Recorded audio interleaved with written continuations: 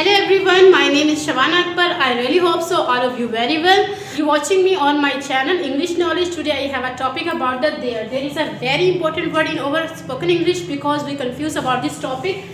There is commonly used for some place when we go somewhere and something is placed on other places. So there is a very common and very useful word in our spoken English, because if we want to speak in English then we should be learn about each and everything, because each and everything is very important for our fluent English.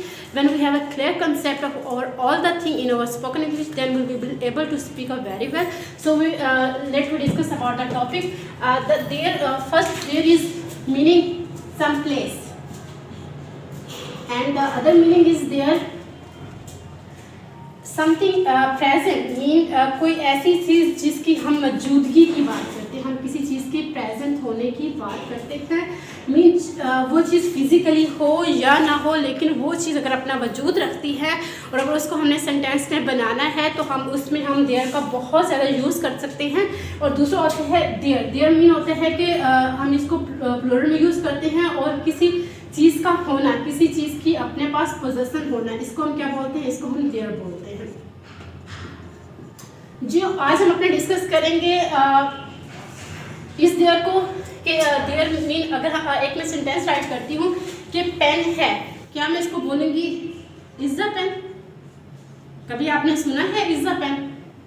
नहीं, क्योंकि हमारे पास जब किसी भी चीज़ का object नहीं होता, जब करने वाली चीज़ की हमें सिचुएशन समझ नहीं आ रही होती, तो हम हमेशा अपने सब्जेक्ट की जगह पे हम देयर का यूज़ करते हैं अपने सेंटेंस को प्रॉपर ग्रामेटिकली ठीक करने के लिए और उसको एक सेंस देने के लिए। ये हमारा किसी चीज़ को सेंस देने के लिए, किसी चीज़ की मौजूदगी के लिए, या किसी चीज़ का प्रेजेंट होना, इस चीज़ को हमारे लिए शो कर रहा होता है। अब मैंने सेंटेंस लिखा है इज अ पेन, ये देखिए इसका मतलब होता है पेन, और इज है एक पेन है, मतलब इज अ पेन।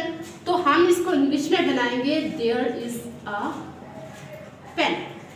ये हमारा बहुत ही सिंपल सेंटेंस है। इसी तरह हम अपना देयर कहाँ यूज़ करते हैं, जहाँ पे आप देखते हैं कि हमारा प्रपोजिशंस लगी हुई होती है, प्रपोजिशन जहाँ पे भी लगी हुई होती है उसमें हम अपने सेंटेंस को कंप्लीट करने के लिए, अपने सेंटेंस को सब्जेक्ट देने के लिए हम क्या यूज़ करते हैं, हम यूज़ करते हैं हमेशा, जैसे कहते हैं कि जैसे कुछ चीज़ लावारिस होते हैं, तो इसी तरह हमारे कुछ इंग्लिश के सेंटेंस लावारिस होते हैं, उनकी कोई मलकियत शो नहीं हो रही होती, उनकी कोई पोजीशन शो नहीं हो रही होती। तो इस चीज़ को शो करने के लिए हम किस चीज़ को अडॉप्ट करते हैं, हम देयर को अडॉप्ट करते हैं। देयर को अडॉप्ट करके हम उसके सब्जेक्ट की जगह पे लगाते हैं, फिर हम अपने सेंटेंस की प्रॉपर सेंस को रिप्रेजेंट कर सकते हैं। देयर को हम मोस्टली यूज़ करते हैं प्रीपोजिशन में, क्योंकि जब हम प्रीपोजिशन के कुछ क्वेश्चन बना रहे होते हैं तो हम किसी चीज़ पे मौजूद होना बता रहे थे, जैसे कुछ चीज़ टेबल पे है, कोई चीज़ चारपाई पे है, कोई चीज़ बेड पे है, कोई चीज़ छत पे है, कोई चीज़ कुर्सी के नीचे है, कोई चीज़ किसी चीज़ के सामने है, कोई चीज़ किसी चीज़ के पीछे है। तो हम एग्जैक्टली किसी चीज़ का कहीं प्रेजेंट होना ही तो बता रहे होते हैं। तो अब अगर कोई भी हम सेंटेंस बना रहे हैं और कोई भी हमारा वर्ब है, ऑब्जेक्ट है, अगर उसके पास सब्जेक्ट नहीं है तो हम वहाँ पे देयर को यूज़ करके अपने बहुत सारे सेंटेंस और बहुत सारे अपने स्पोकन को इम्प्रूव कर सकते हैं, हम अपना क्लियर कॉन्सेप्ट दे सकते हैं। तो सबसे पहले हम देखते हैं कि प्रीपोजिशंस कौन कौन सी होती है जिससे हम देयर का यूज़ करते हैं। Is, on, under, near, out of, to, from, beside, at, front of something and behind of the something, इस तरह से हम इसमें यूज़ कर सकते हैं। इसके साथ हम ये देखते हैं कि हमारी स्ट्रक्चर बनती किस किस के साथ है। हम देयर को इज और आर के साथ यूज़ करते हैं, हम देयर को एम के साथ यूज़ नहीं कर सकते हैं क्योंकि इसकी कोई सेंस नहीं बनती है। अब ये तो नहीं ना कि आप इंग्लिश बोल रहे हो उसकी कोई सेंस ही ना हो, उसमें कोई ग्रामेटिकल रूल्स अप्लाई ना हो, तो फिर आपके बोलने का कोई भी फ़ायदा नहीं है।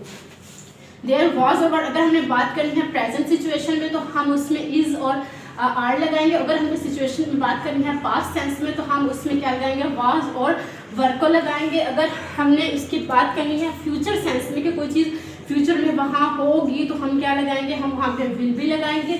इसी तरह अगर कोई चीज़ हमारे अपनी है या किसी की मलकियत है तो उसको हम एज अ पोजेसन शो करने के लिए हम उसको क्या चीज़ लगाएंगे, हम उसमें देयर हैज़, देयर हैव, अगर वही चीज़ हमारी पास्ट में है तो पास्ट की सेंस में हम हैड लगाएंगे, चाहे वो सिंगुलर हो चाहे वो प्लूरल हो, he, she, it, they, we, you, so on. And अगर वो चीज़ हमारी एक टाइम ऑफ पीरियड से सीक्वेंस से चल रही है वो चीज़ अभी मौजूद है तो हम उसके लिए देयर हैज़ बीन यूज़ करेंगे। और वो चीज़ अगर हमारे फ्यूचर में एक सीक्वेंस के साथ चलनी है होनी है तो उसके लिए हम देयर विल भी लगाएंगे। अगर आप उनके इन हैप्पी वर्ब में से किसी के साथ भी अगर आप देयर या किसी चीज़ की मौजूदगी को शो करना चाहते हैं तो आप इन सब के साथ इजीली लगा सकते हैं और आप इनको लिखें और इनकी प्रैक्टिस करें भी, तभी आप अपने देयर के कॉन्सेप्ट को क्लियर कर सकेंगे। अब आपके पास कुछ सेंटेंस हैं।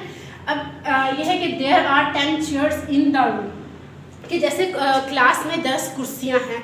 अब कह देंगे 10 चेयर्स इन द रूम, कोई सेंस नहीं बनती ना। 10 चेयर इन द रूम या बर्ड्स ऑन द ट्री, आप उसको प्रॉपरली जब तक लर्न नहीं करेंगे तो आप उसको क्लियर किस तरह से कर लेंगे। तो इसके लिए हम सेंटेंस को प्रॉपर ग्रामेटिकली और स्ट्रक्चर बनाने के लिए हम देयर को यूज़ करते हैं और देयर के साथ हमारे पास चीज़ें ज़्यादा हैं, प्लूरल में है और चीज़ प्रेजेंट की बात हो रही है तो हम इसके साथ आर लगाएंगे। तो हम क्या कहेंगे, there are 10 chairs in the room.